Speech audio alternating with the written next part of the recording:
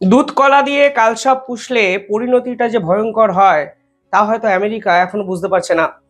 আজকে আমেরিকার ইতিহাসে যে ঘটনা ঘটলো তা কিন্তু এই প্রাচীন প্রবাদটাকেই ফিরিয়ে আনে যে আপনারা দিনের পর দিন পাকিস্তান নামক একটা জঙ্গি রাষ্ট্রকে যেভাবে দুধ কলা দিয়ে ভরণ পোষণ করছেন তার এফেক্ট কিন্তু কোনো না কোনো দিন আপনাদের পেতে হবে।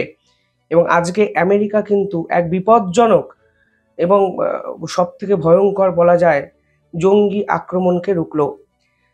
যে তথ্য আজকে উঠে আসছে সেখানে বলা হচ্ছে আজকে আমেরিকার মার্কিন গোয়েন্দা দপ্তর একটি ট্রাককে অরক্ষিত অবস্থায় দাঁড়িয়ে থাকতে দেখে সার্চ করে এবং যখনই সার্চ করতে শুরু করে তাদের পিলেটা চমকে যায়। কারণ সেই ট্রাক থেকে যে ধরনের অস্ত্র পাওয়া গেছে এবং যত পরিমাণ অস্ত্র উদ্ধার করা হয়েছে তা আমেরিকার সাম্প্রতিকতম ইতিহাসে এর আগে কিন্তু হয়নি। ঠিক 3 দিন আগে আমেরিকায় একটি ঘটনা ঘটেছিল যেখানে আফগান এক শুটার হোয়াইট হাউসে ঢুকে তিনি কিন্তু গুলি চালানোর চেষ্টা করেছিলেন এবং এরপর সেই শুটারকে ঘায়েল করা হয়। আমেরিকার পুলিশ সেটাকে ঘায়েল ঘায়েল করে এবং ওয়াশিংটন ডিসি রীতিমতো চমকে যায় যে যে রাষ্ট্র নিজেদেরকে সব থেকে বেশি সুরক্ষিত বলে দাবি করে সেই রাষ্ট্রে এই রকম ভয়ঙ্কর জঙ্গি আক্রমণ সেদিন কিন্তু অনেক প্রশ্নচিহ্ন তুলে দিয়েছিল। আর সেই ঘটনার ঠিক 3 দিন পর আজকে আমেরিকা তাদের ইতিহাসে সব থেকে বড় ক্যাম্পাস অ্যাটাককে কিন্তু রুখলো। দুটো ঘটনার সিমিলারিটি কোথায়? হোয়াইট হাউস বা ওয়াশিংটন ডিসিতে যে ভদ্রলোক, কোট আনকোট ভদ্রলোক গুলি চালানোর চেষ্টা করছিলেন তিনি মাস কিলিং এর চেষ্টা করেছিলেন এবং আজকে যে পাকিস্তানের নাগরিককে তারা অ্যারেস্ট করেছেন তিনি স্বীকার করেছেন তিনিও মাস কিলিং এর জন্য আমেরিকা এসেছিলেন। 25 বছর বয়সী যুবক যার নাম লুকম্যান খান, তার কাছ থেকে একাধিক ডকুমেন্ট পাওয়া গেছে যার মধ্যে একটি ডকুমেন্ট ছিল যেখানে লেখা ছিল কিল অল অ্যান্ড অ্যাচিভ মার্টিডাম, অর্থাৎ সকলকে নির্বিচারে হত্যা করো এবং শহীদ বা অমরত্ব লাভ করো, এই ধরনের একটি কথাবার্তা কিন্তু বলা হয়েছে। সেই particular Pakistani gunman university of দিলওয়ারে পড়াশোনা করেন এবং দিলওয়ারে ঢুকে গিয়ে এই ধরনের গুলির আক্রমণ বা গুলির বর্ষণ করতে চেয়েছিলেন। একটি ট্রাক রাস্তার ধারে দাঁড়িয়ে ছিল বলে পুলিশ তদন্তকারী অফিসাররা সাময়িকভাবে সেই ট্রাকটাকে ফলো করেন এবং যখন সার্চ করেন তখন সেখান থেকে .357 ক্যালিবার হ্যান্ডগান পাওয়া যায়, 27 রাউন্ড গুলি পাওয়া যায় এবং এমন কিছু অস্ত্র পাওয়া যায় যা কিন্তু বড় সড়ো নাশকতার সঙ্গে জড়িয়ে থাকার সম্ভাবনা উড়িয়ে দেওয়া যাচ্ছে না। এবং শেষ 3 দিনে দুটো ভয়ঙ্কর আক্রমণ এবার আমেরিকা যেভাবে রুখলো তাতে কিন্তু আমেরিকার ভবিষ্যৎ নিয়ে বড়সড় প্রশ্নচিহ্ন উঠে গেছে যে ফের একবার পাকিস্তানের জঙ্গিরা কেন আমেরিকাকে টার্গেট করেছে সেই প্রশ্ন কিন্তু বিশেষজ্ঞরা ইতিমধ্যে তুলে ফেলেছেন। সেই ব্যক্তির কাছে অ্যারেস্ট হওয়ার পর ক্লক 9mm ম্যাগাজিন পাওয়া গেছে, একটি নোটবুক পাওয়া গেছে এবং সেই নোটবুকে একটি ম্যাপ পাওয়া গেছে। সেই ম্যাপে কোথায় কোথায় অস্ত্র ফিট করা হবে, কোথায় কোথায় ডিপ্লয় করা হবে এবং কোন কায়দায় আক্রমণ চালানো হবে সেই রকম কিন্তু জিনিস উঠে এসছে। এবং সব থেকে ইম্পর্টেন্ট বিষয় হলো একটি সাংকেতিক কোড পাওয়া গেছে যেখানে লেখা আছে ইউডি পুলিশ স্টেশন, অর্থাৎ গোয়েন্দা বিভাগের কর্তারা মনে করছেন শুধুমাত্র ক্যাম্পাসে মাস কিলিং করা নয়, এই জনৈক পাকিস্তানি কোনো পুলিশ স্টেশনকে বিস্ফোরণে উড়িয়ে দেওয়ার পরিকল্পনা করছিলেন এবং কোনো নির্দিষ্ট ব্যক্তির কাছে যদি 27 রাউন্ড ম্যাগাজিন পাওয়া যায় তাতে কিন্তু একটা জিনিস পরিষ্কার হয়ে যায় যে এরা বেশ আটঘাট বেঁধে এই জঙ্গি তৎপরতায় কিন্তু নিজেকে নিয়োজিত করেছিলেন। কারণ আমেরিকার মতো গোয়েন্দা সংস্থা বিশ্বের অনেক দেশের কাছেই নেই। সেই গোয়েন্দা সংস্থা থাকা সত্ত্বেও যদি এই বিপুল পরিমাণে অস্ত্র আমেরিকার ইউনিভার্সিটির ক্যাম্পাস অবধি পৌঁছে যায় এবং পরবর্তীকালে পুলিশের চোখ এড়িয়ে অরক্ষিত অবস্থায় একটি ট্রাকের মধ্যে মজুত করা যায় তাহলে আমেরিকাতে কিন্তু ভবিষ্যতে অনেক কিছু করা সম্ভব তা অন্তত বুঝিয়ে দেওয়া যেতেই পারে। এবং শেষ 3 দিনে দুটো গানম্যানের অ্যাটাক আমেরিকার ভবিষ্যৎ নিয়ে কিন্তু বড় সড়ো প্রশ্নচিহ্ন তুলে দেয়। আরও বেশি করে যে যখন আমেরিকা এই পাকিস্তানিকে দিনের পর দিন কালচাপ দুধ কলা দিয়ে কালচাপের মতো ভরণ পোষণ করেছে।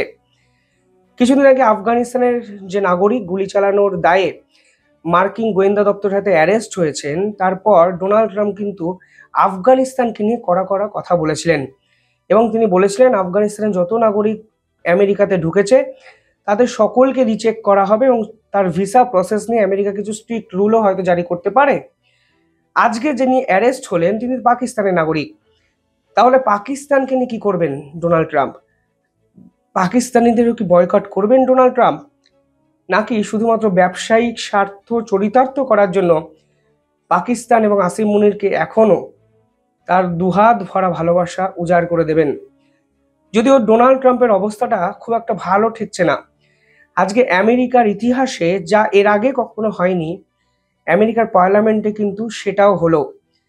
44 জন ইউএস ল মেকার্স ডোনাল্ড ট্রাম্পকে একটা বড় চিঠি ধরালেন এবং আলটিমেটামের সুরে স্পষ্ট বলে দিলেন, নয় আসিম মুনিরকে আপনারা স্যাংশন লাগান, নিষিদ্ধ ঘোষণা করুন, নয় আপনাকে নিয়ে আমাদের ভাবতে হবে।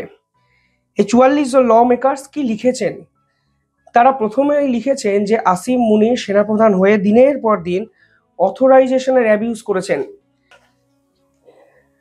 অথরাইজেশন অ্যাবিউজ মানে সরাসরি তিনি বলেছেন, তারা বলেছেন যে সেনাপ্রধান হওয়ার পরেও তিনি আইন প্রশাসনকে কন্ট্রোল তো করতে পারেনি, উল্টে একাধিক ক্ষেত্রে সিভিলাইজেশনের উপর গুলি চালিয়েছেন এই সেনাপ্রধান। এবং বিভিন্ন ক্ষেত্রে পাকিস্তানে বর্তমানে যে অবস্থা তার একমাত্র দায়ী হলো তার মূলে সেনাপ্রধানই। তিনি অথরাইজেশন পাওয়ার অ্যাবিউজ করে বালুচিস্তান লিবারেশন আর্মির উপর গুলি চালিয়েছে। বালুচিস্তান, সিন্ধ প্রদেশ একাধিক জায়গায় তার সেনাবাহিনী এমন কিছু অ্যাকশন নিয়েছে যা হিউম্যানিটেরিয়ানের বিপক্ষে যায়।